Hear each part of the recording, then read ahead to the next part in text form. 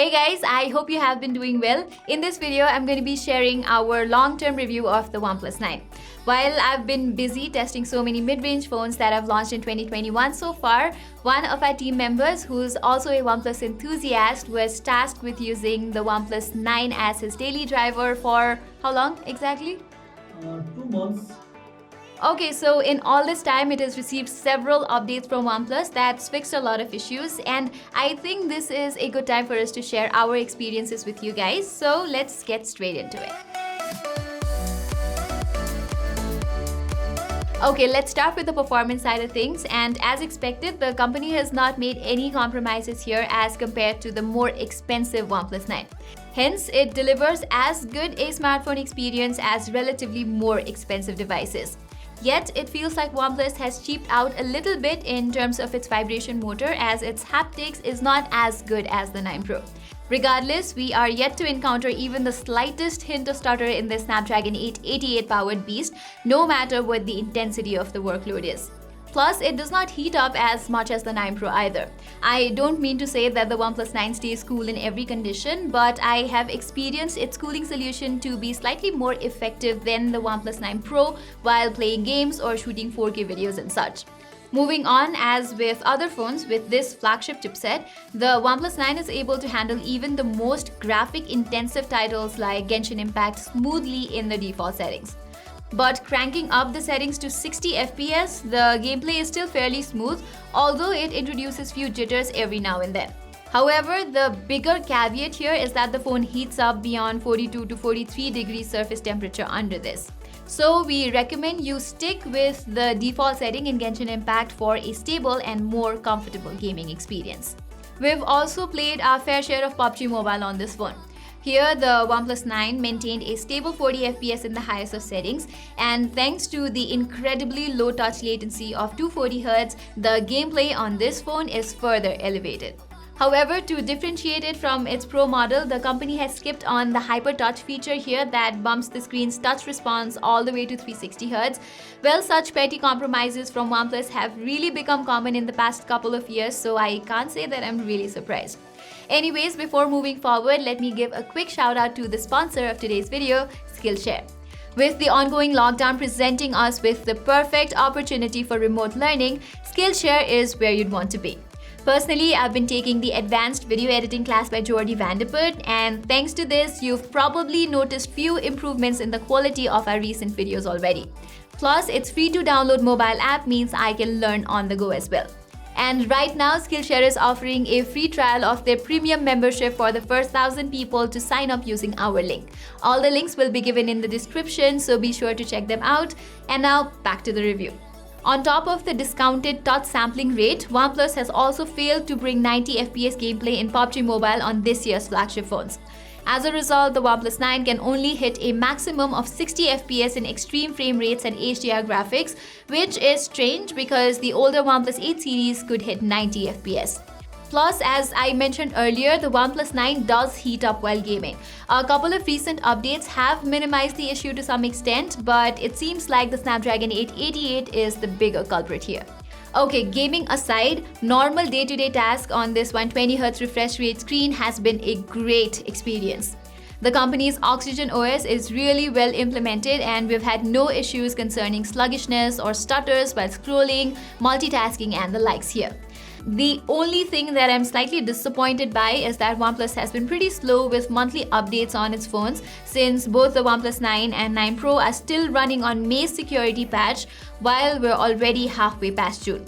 In comparison, Samsung has been doing incredibly well in this regard, and I desperately hope that OnePlus raises its software update game. Besides this, the company has also made other compromises here. For instance, the Indian variant of the OnePlus 9 only supports 2 5G bands at a time when cheaper phones like the Realme X7 Max bring 7 5G bands. To note, the global variant that we have with us supports well over 10 5G bands. I think this regional variation is most likely to keep the prices lower in India, since the global variant is 20 to 25% pricier than what OnePlus 9 costs in India. And not to forget that it does not have any IP rating either. Well, that's not entirely accurate. The frustratingly exclusive truth here is that the OnePlus 9 buyers in US who purchase it from T-Mobile are indeed privy to IP68 certification and no market else. On top of this, it comes with plastic frames, which I think is yet another letdown considering comparatively affordable phones like the iQOO 7 Legend and the Mi 11X Pro brag metal frames. Now, don't get me wrong, the OnePlus 9 does have a really ergonomic design. It's handy, and with the flat display, we've had no issues regarding accidental or ghost touches here either. Also, it's quite lightweight too, so unlike other bulkier phones, it's not a struggle using the OnePlus 9 for a longer duration. Despite all this, if I had to rate its looks, I would only give it a B+. That's because it does not look and feel like a premium device. Instead, it looks like any other mid-range phone out there, especially this Arctic black color variant that we have. OnePlus seriously could have done so much better in this regard. Also, like the OnePlus 9 Pro, the company has gone with the older Gorilla Glass 5 protection on both the front and back instead of the Gorilla Glass Victus, which is Corning's latest and greatest offering. Our unit has not suffered from scratches yet, but I think they could have at least settled for Gorilla Glass 6 if not the Victus. Anyway, we have little to complain about the display though. While it does not get as bright as that on the 9 Pro, it is bright enough under any kind of harsh lighting situation. Do note that this 6.5 inches AMOLED screen is not QHD, yet its Full HD resolution is still top quality. Plus, with the ever so optimized software, we have never faced laggy UI transition or jerky interface, which we've frequently encountered on Xiaomi and Realme phones. This, I think, is one of the few things great about OnePlus phones. However, it misses out on DC dimming feature, which was present on the OnePlus 8 series. Regardless, watching videos on this phone has been an enjoyable ride.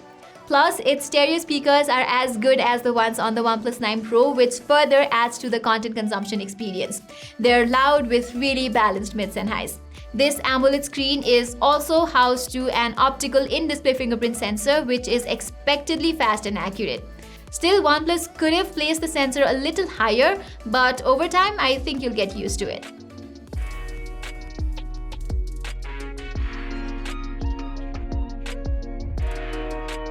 Alright, now let's talk about the cameras. I have already emphasized at length how OnePlus created unnecessary hype around its partnership with popular camera company Hasselblad in my review of the OnePlus 9, so I am not going to do that again. Anyhow, this phone borrows a 48 megapixel Sony IMX689 primary sensor from the OnePlus 8 Pro. But the good news is that it gets the same 50 megapixel ultra-wide-angle freeform lens like the 9 Pro, and completing the setup is an underwhelming 2 megapixel monochrome sensor. Now, because the OnePlus 9 introduces the same Hasselblad color calibration compared to its Pro sibling, normal daytime images look almost similar. In some instances, the OnePlus 9 has a slightly saturated output, but most of the time you'll have a difficult time pointing out the differences. The level of detail and dynamic range is pretty similar too. However, since this phone does not have OIS, there are certain instances when it does not behave as well as a point-to-shoot camera should. So if you're shooting a moving subject, the OnePlus 9 fails to lock focus quickly, thereby resulting in blurred artifacts, which is not the case with the OnePlus 9 Pro. Likewise, during nighttime, due to the lack of OIS and a slightly inferior sensor, low-light images look muddy and grainy when zoomed in. As evident from these photos, the OnePlus 9 Pro's normal nighttime shots retain better details and less noise. With the nightscape mode turned on, details improve significantly though. Still, most of the time, the OnePlus 9 Pro does a better job. Okay, ultra-wide-angle nighttime images from both phones have similar performance, be it under normal or nightscape mode. The daytime ultra-wide-angle photos are also pretty close, but just like the images from the primary camera, sometimes it leans a bit more on the saturated side. Okay, moving on to the portraits. Well, we've liked what OnePlus has done here. The subject focus is nice and edge detection is good as well. The only difference lies in the skin tone, which is a little yellowish on the OnePlus 9 Pro and pinkish on the OnePlus 9. But regardless of the color tone, both look pretty good in my eyes. Okay, selfies from both the phones turn out similar too, courtesy of the same 16 megapixel sensor. This is just us nitpicking, but the OnePlus 9 Pro does maintain highlights slightly better. Still, there is nothing much distinguishable in most instances. However, there have been a few occasions when the OnePlus 9 was not able to manage exposure, like in this picture here. At the back, its video capabilities are almost identical to the 9 Pro except for a 4K 120fps option, which is absent here. It still features 8K 30fps mode though, and the quality is almost similar on both the phones. Surprisingly, the 4K 60fps videos also result in similar performance, so that's great.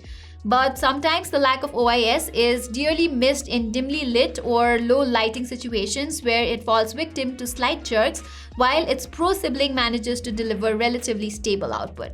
Okay, about the selfie video, just like the OnePlus 9 Pro, you can either shoot at an 1080p 30 or 60fps resolution. The footages look stable and the quality is good enough, but I think for a premium phone like this one, OnePlus should have offered a higher resolution option as well. Also, the field of view is not quite wide. You need to stretch your hands in order to get a full view of yourself. Nonetheless, the audio pickup from the microphone is good enough for vlogging and such. Overall, I must say that the OnePlus 9 is a good camera phone. It is more or less similar to the more expensive OnePlus 9 Pro. But still, the problem here is that despite the Hasselblad partnership, aspects like inferior color, shadow processing, and inconsistency across lenses is still prevalent here. Even after more than 2 months of the release of these phones, OnePlus has failed to fix these issues. So what did we miss? Yeah, the battery life. Well under a typical usage with the screen refresh rate set to 120Hz and ambient display turned on, we managed to squeeze out just 5 hours of screen on time from the OnePlus 9's 4500 mAh battery. This translates to less than a day's endurance for me, and that's strictly average battery life in my books. One of the reasons for this could also be from the lack of LTPO backplane technology. You see, unlike the Pro variant, the OnePlus 9 cannot dynamically toggle between the screen's refresh rate between 1 to 120Hz. What this ultimately means is that the screen is unnecessarily taking up more power even when you're interacting with static content, as compared to the OnePlus 9 Pro that can dial it down to 1 Hz for more optimum power consumption. Also, you will notice quite a significant battery drain with the ambient display turned on. During our usage, we noticed around 7 to 10% battery drain overnight, so if you prioritize battery life more, you should consider turning it off.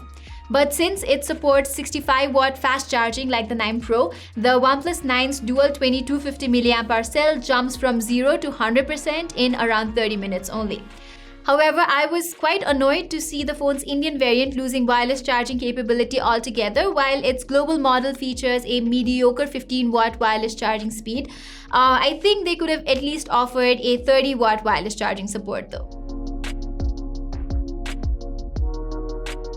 Okay, time to wrap things up, and as you might have guessed, our verdict on the OnePlus 9 is that it's a pretty good phone for the price, and I would probably pick it over the OnePlus 9 Pro because it's more value oriented, and that's what OnePlus is all about.